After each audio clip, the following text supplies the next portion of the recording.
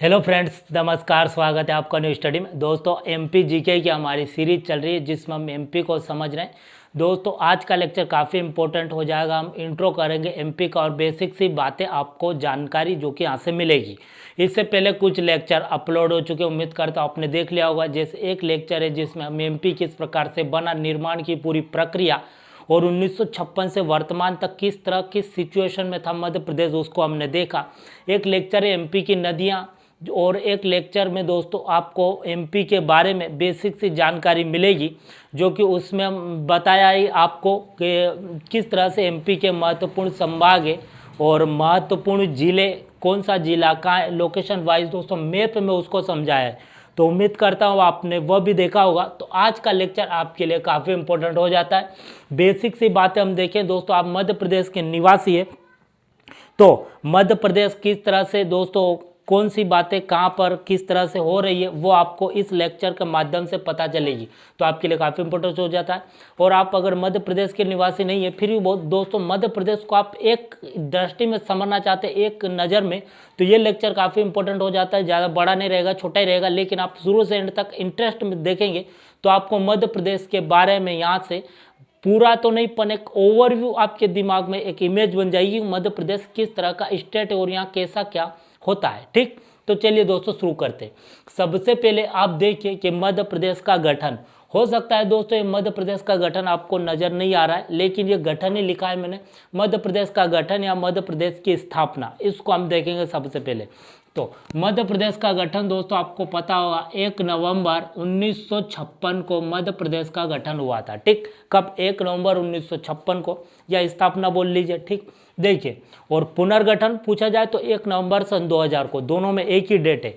गठन भी 1 नवंबर और पुनर्गठन भी 1 नवंबर, बस सन का फर्क आ जाएगा। गठन पूछा जाए तो 1956 और पुनर्गठन तो फिर सन 2000। अब देखिए इन दोनों में क्या है, गठन यानी निर्माण किया गया, मध्य प्रदेश राज्य को बना गया तो 1 नवंबर सन 2000 को, सन 1956 को। ठीक है, लेकिन दोस्तों आपको पता होगा कि उस समय छत्तीसगढ़ भी आता था मध्य प्रदेश में, लेकिन 1 नवंबर सन 2000 को मध्य प्रदेश से छत्तीसगढ़ अलग हो गया। ठीक, तो फिर क्या हुआ, उसका पुनर्गठन, फिर से राज्य में कुछ बदलाव हुए, कुछ एडमिनिस्ट्रेशन में कुछ क्षेत्र काटा गया, कुछ छत्तीसगढ़ को दिया गया, कुछ जिले गए, तो कुछ बदलाव हुआ, तो फिर से पुनर्गठन किया गया। तो 1 नवंबर सन 2000 को पुनर्गठन, गठन 1 नवंबर 1956 और पुनर्गठन 1 नवंबर सन 2000। आपने देखा होगा 1 नवंबर को मध्य प्रदेश दिवस के रूप में मनाया जाता है, और मध्य प्रदेश गान भी, जो कि अब स्कूल में भी आपने देखा होगा और आपने सुना भी होगा 1 नवंबर को, तो वही मध्य प्रदेश यहाँ पर गठन का हो जाता है। ठीक, अब देखिए कुछ और महत्वपूर्ण बातें जो आपको जानना काफ़ी जरूरी है मध्य प्रदेश के बारे में। सबसे पहले हम जानेंगे मध्य प्रदेश का लोकेशन। आपको पता होना चाहिए कि मध्य प्रदेश एक्चुअली में कहाँ आता है। देखिए दोस्तों, ये कुछ इस तरीके से बना लीजिए समझने के लिए। दोस्तों यहाँ पर ये कुछ इस तरीके से मध्य प्रदेश को समझ लीजिए। ठीक, देखिए ये मध्य प्रदेश है, तो ऐसा आता है कि मध्य प्रदेश के यहाँ से यहाँ तक आपको देखने को मिलेगा। मध्य प्रदेश कहाँ आता है? मध्य प्रदेश पूरे भारत के बीच में आता है, जब इसका नाम मध्य प्रदेश है। ठीक, तो देखिए दोस्तों यहाँ से यहाँ तक आपको यूपी देखने को मिलेगा। क्या देखने को मिलेगा? यूपी, उत्तर प्रदेश। और यहाँ से यहाँ तक आपको देखने को मिलेगा राजस्थान। यहाँ से फिर यहाँ से यहाँ तक आपको देखने को मिलेगा गुजरात, नीचे आ जाता है महाराष्ट्र, और इधर आ जाता है छत्तीसगढ़। ठीक, तो कितने राज्य हो जाते हैं? 5। इधर यूपी, इधर राजस्थान, इधर गुजरात, इधर महाराष्ट्र और इधर छत्तीसगढ़। यूपी के 11 जिले, राजस्थान के 9 जिले, गुजरात के 2 जिले और महाराष्ट्र के भी 9 जिले, छत्तीसगढ़ के 6 जिले। ये दोस्तों कुछ इस तरीके से होता है।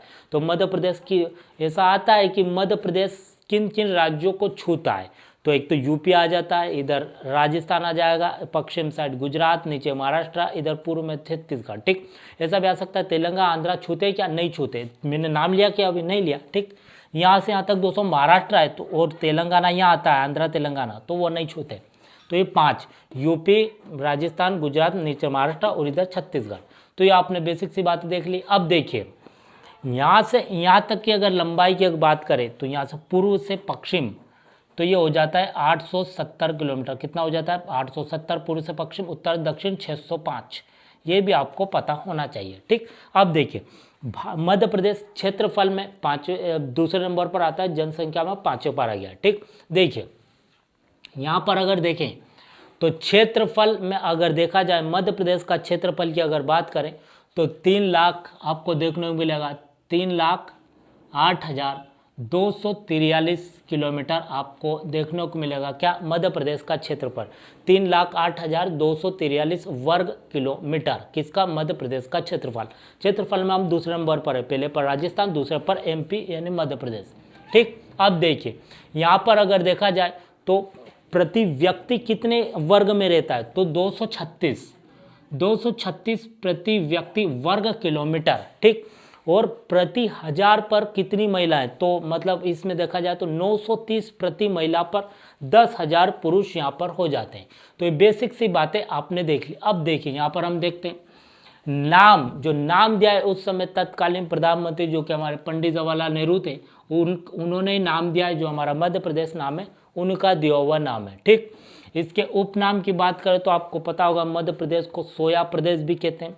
ठीक है, नदियों का माइका प्रदेश कहते हैं, और टाइगर स्टेट भी कहा जाता है किसको? मध्य प्रदेश को। तो ये उपनाम आपने देख लिया। ठीक, अब देखिए राजधानी की बात करें तो आपको पता होगा राजधानी इसकी भोपाल हो ही जाती है। क्या हो जाती है? भोपाल हो जाती है। और इसकी हाई कोर्ट, दोस्तों यहाँ पर आप समझिए कि जो हाई कोर्ट जबलपुर में आपको देखने को मिलेगा। क्या मिलेगा? जबलपुर।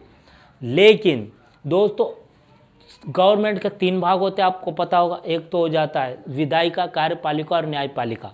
विधायिका में विधानमंडल आ जाती है, राज्यों में विधानमंडल है, और कार्यपालिका में जो कि महत्वपूर्ण मंत्रालय रहते हैं वो आ जाते हैं, और न्यायपालिका में हाईकोर्ट आ जाती है। तो हमारी विधायिका और कार्यपालिका ये तो भोपाल में है, लेकिन न्यायपालिका भोपाल में नहीं है। न्यायपालिका आपको मिलेगी कहाँ पर? जो हमारी हाईकोर्ट है राज्य की, कहाँ मिलेगी? वो मिलेगी जबलपुर में। ठीक है, तो आपको याद रखना ये बातें।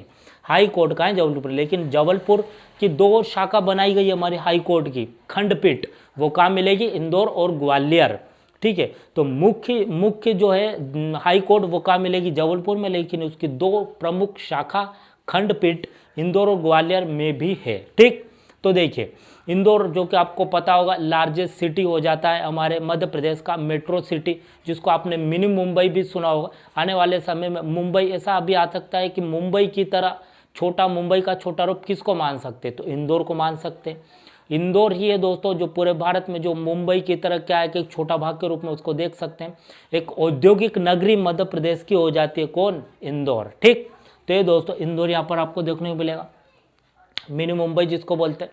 अब राज्य की जिस तरह से दोस्तों राष्ट्र के कुछ प्रतीक होते हैं, जैसे राष्ट्रीय खेल, राष्ट्रीय गान आप सुनते हैं, राष्ट्रीय ध्वज और राष्ट्रीय गीत, राष्ट्रीय पुष्प, राष्ट्रीय पशु, राष्ट्रीय पक्षी, राष्ट्र के जो हमारे राष्ट्र के प्रतीक होते हैं, उसी तरह ये सब तो नहीं लेकिन कुछ राज्य के भी प्रतीक होते हैं। सभी राज्यों के अपने अपने प्रतीक है, हमारे भी प्रतीक है हमारे राज्य के। देखिए राष्ट्र की बात नहीं करेंगे, राज्य की बात हो रही है, तो देखिए राज्य की खेल हो जाता है दोस्तों हमारा मलखंभ। क्या हो जाता है? मलखंभ हो जाता है। मलखंभ कुछ इस तरीका होता है, आपने देखा होगा एक डंडा होता है ऐसा सीधा सा, और कुछ बच्चे रहते हैं दोस्तों जो कुछ हरकत मतलब करते हुए दिखाते हैं वो। ठीक है, कुछ करते हुए दिखाते, ऊपर चढ़ते हैं बहुत सारे और एक दूसरे के ऊपर चढ़ते रहते खंबे के ऊपर, वही है यहाँ पर मलखंभ हमारा राजकीय खेल हो जाता है। ठीक है, अब देखिए राजकीय नाट्य की अगर बात करें, नाट्य तो वो हो जाता है माच, आपने सुना होगा माच हमारा राजकीय नाट्य हो जाता है। ठीक, राजकीय पुष्प की अगर बात करें तो आपको देखने को मिलेगा सफ़ेद लिली। क्या देखने को मिलेगा? सफ़ेद लिली, एक फूल होता है सफ़ेद कलर का होता है, सफ़ेद लिली, उसको इसलिए उसको राजकीय पुष्प यहाँ पर घोषित किया गया हमारा। राजकीय वृक्ष की अगर बात करें तो आपको देखने को मिलेगा बरगद का पेड़, आप देखते हैं तो वही बरगद का पेड़ यहाँ पर हमारा राजकीय वृक्ष हो जाता है।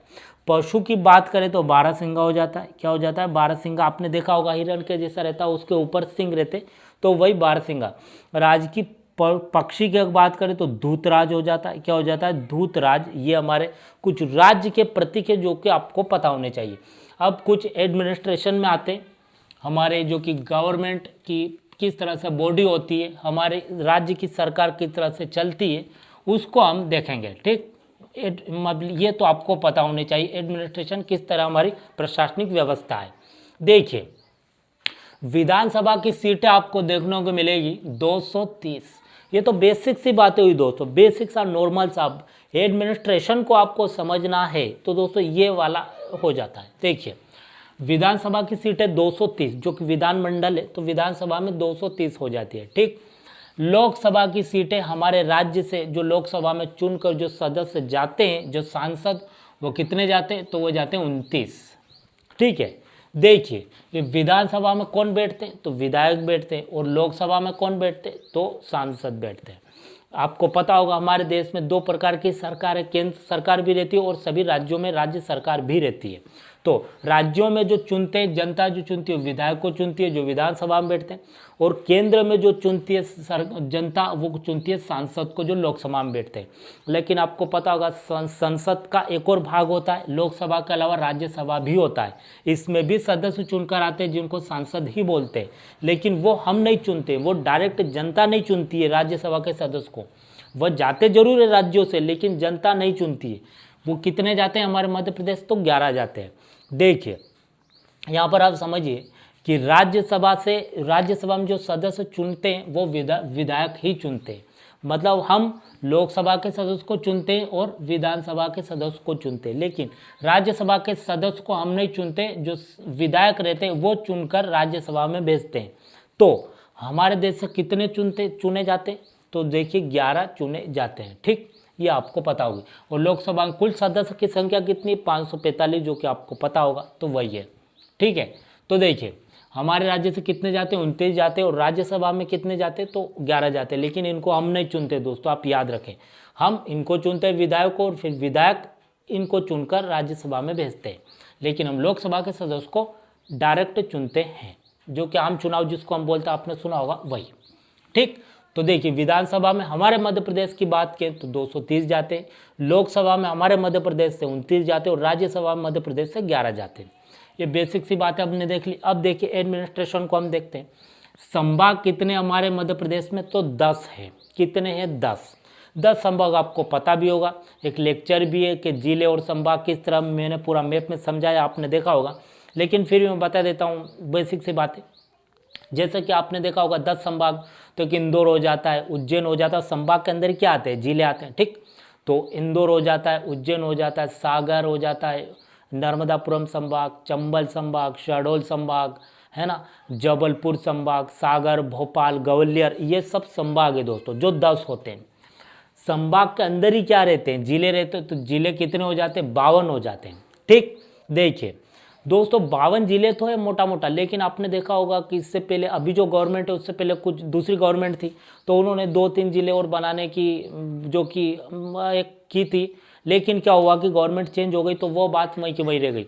लेकिन दोस्तों वह जिले पूर्ण रूप से बने या नहीं बने, एक आगे का करंट इशू हो सकता है, लेकिन मोटा मोटा आप याद रखिए कि 52 जिले तो है ही। अगर वो हो जाएंगे पूर्ण रूप से तो न्यूज़ में आ ही जाएगा, करंट का एक इशू हो जाता है। मोटा मोटा 52 जिले आप याद रखिए। ठीक, अब जिले के अंदर क्या रहते हैं, उपखंड रहते, खंड रहते, ब्लॉक रहते हैं। ठीक, तो देखिए खंड कितने हो जाते हैं, तो ये हो जाते हैं कितने, 313।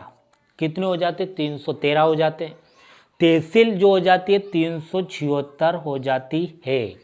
अब यहाँ पर आप थोड़ा कन्फ्यूजिंग हो गए होंगे, आपको लग रहा होगा कि भाई खंड या उपखंड तो 313 हो रहे हैं और तहसील हो रही है 76, तो तहसील ज़्यादा क्यों, आपको ऐसा लग रहा होगा।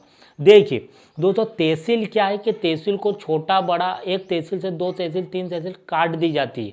तो अब सारी सुविधाएं किस लिए होती है, सरकार की, जनता की सुविधा के लिए ऑब्वियसली। तो देखिए तहसील अगर बड़ी है तो उसको काट दिया जाता है, छोटा कर दिया जाता है।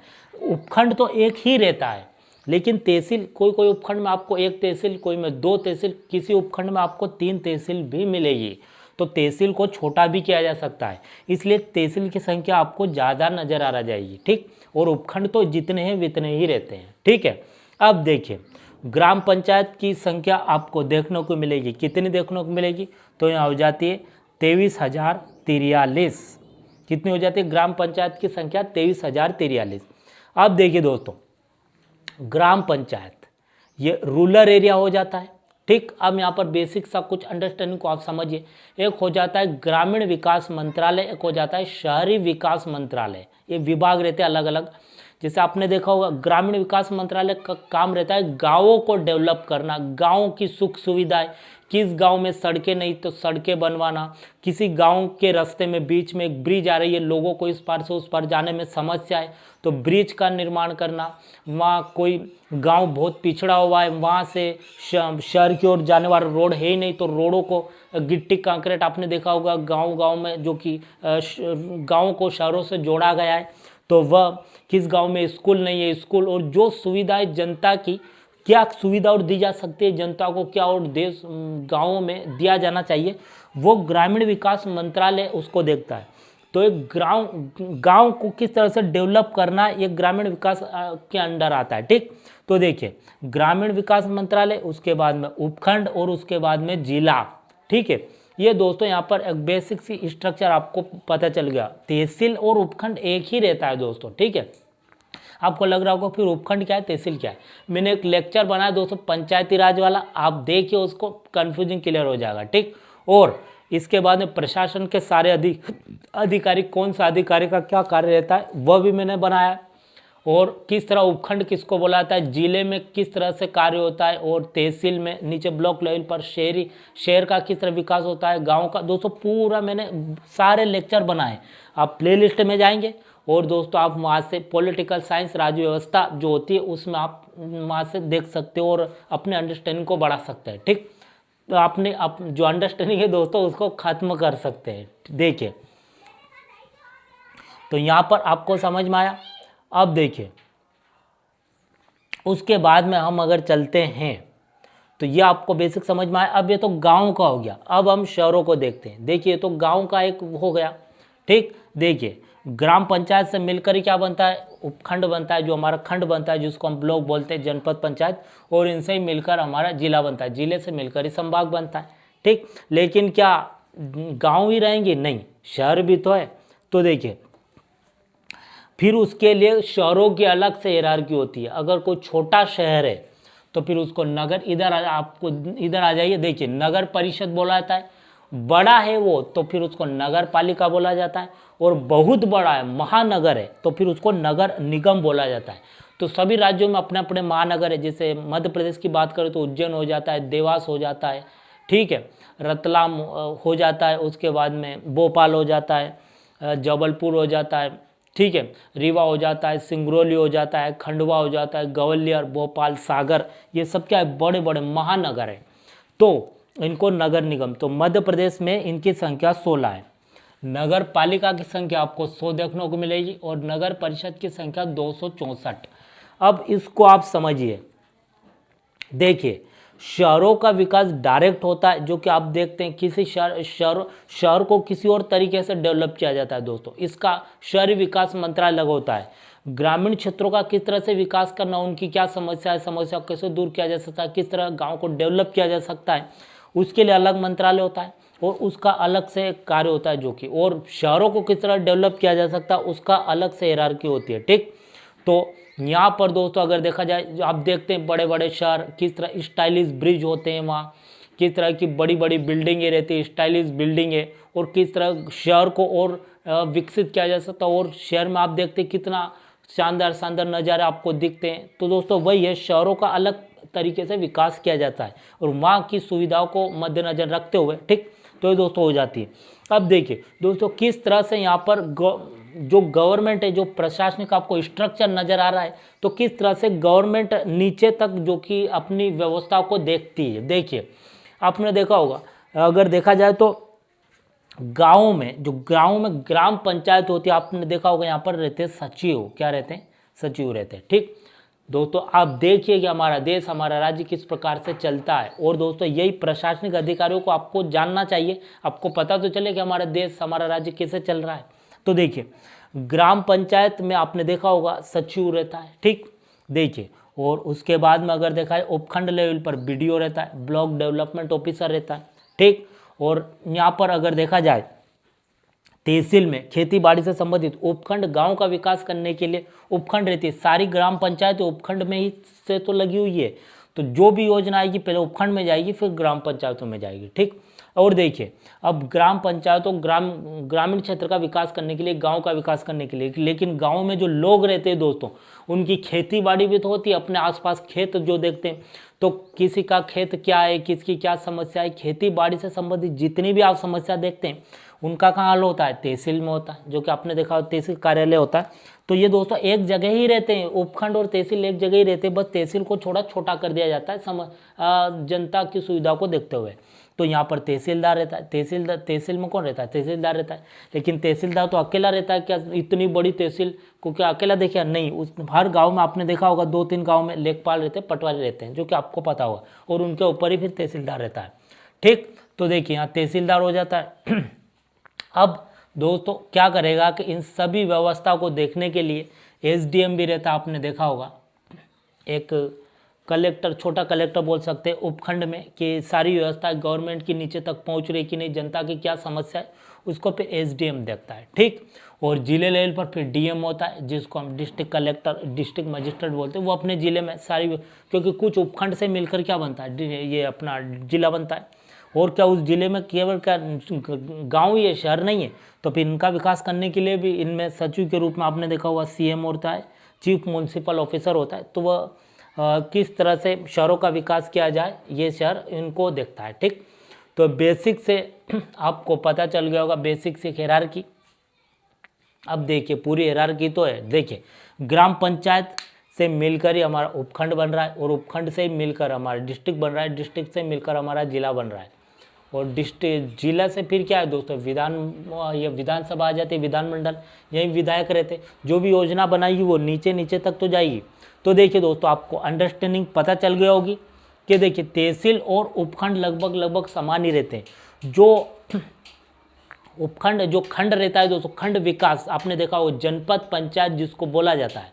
ठीक है, तो वहाँ पर ग्रामीण क्षेत्रों का विकास करने के लिए जितने भी उस तहसील में जितने भी गांव है, गांव का विकास करने के लिए दोस्तों खंड रहता है, ग्राम पंचायत, यहाँ की योजना फिर ग्राम पंचायत में जाती है, और उन गांव में रहने वाले लोग की जो खेती बाड़ी, आसपास खेती, उससे संबंधित समस्याएं फिर तहसील में जाती है। तो दोनों लगभग समान ही है, खंड और तहसील एक ही जगह ब्लॉक लेवल पर ही कार्य करते हैं। ठीक, और इसके नीचे फिर ये तो ग्रामीण क्षेत्र के लिए हो जाते हैं सभी, ग्राम पंचायत, तहसील, खंड, ये सब क्या है, ग्रामीण क्षेत्र है।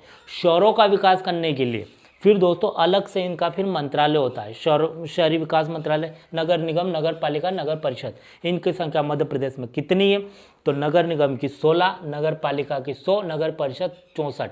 ये छोटा होता है, ये फिर बड़ा होता है नगर पालिका, और नगर निगम, महानगर निगम बहुत बड़े बड़े होते हैं। अब भारत में जितने भी महानगर, जैसे दिल्ली हुआ, मुंबई, कोलकाता, चेन्नई, ठीक है, हैदराबाद हो जाता है, बेंगलुरु हो जाता है, जितने भी बड़े बड़े, अहमदाबाद हो जाता है, आप नाम सुनते हैं वो सब नगर निगम ही आते हैं, सब नगर निगम ही है, वो बड़े बड़े शहर आप सुनते हैं। तो दोस्तों ये बेसिक से अंडरस्टैंडिंग आपको हो जानी चाहिए हमारे राज्य के बारे में। अब देखिए, और आप और अच्छे समझना चाहते हैं तो आप पंचायती राज वाले वीडियो में देख सकते हैं। देखिए सोयाबीन वाला जिला आपको देखने को मिलेगा उज्जैन, जो कि ऐसा आता है कि सबसे अधिक सोयाबीन किस राज्य के किस जिले में होता है, तो उज्जैन में। दोस्तों 2011 जनगणना के अनुसार बता रहा हूँ मैं, ठीक है, उसके बाद में फिर आगे जनगणना होगी तो आंकड़े चेंज हो जाएंगे, लेकिन ये उसके अनुसार 2011। गेहूं का जिला आपको होशंगाबाद देखने को मिलेगा, क्या मिलेगा, होशंगाबाद।